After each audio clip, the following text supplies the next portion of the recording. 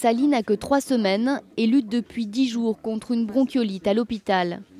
Peu après sa naissance, son frère de 2 ans et demi était enrhumé et toussait. Il lui a transmis le très contagieux virus. Sally, ça faisait à peu près 8 jours qu'elle était rentrée de la maternité, qu'on était à la maison. Et un soir, en fait, on s'est aperçu, juste après le dernier biberon avant la nuit, qu'elle respirait très très vite. En fait, mon conjoint m'a appelé en me disant « Mais regarde, on a l'impression qu'elle est en train de suffoquer ».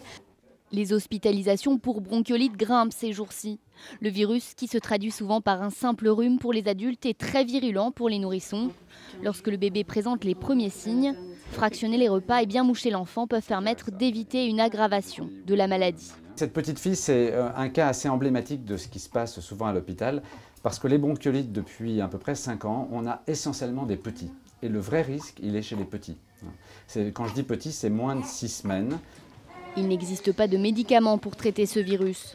Mais à l'hôpital, les enfants en détresse respiratoire sont placés sous oxygène. On les aide à se nourrir et ils reçoivent les soins d'un kiné. Une séance pour évacuer les sécrétions qui encombrent les bronches. Une technique courante, mais qui doit être prescrite au cas par cas.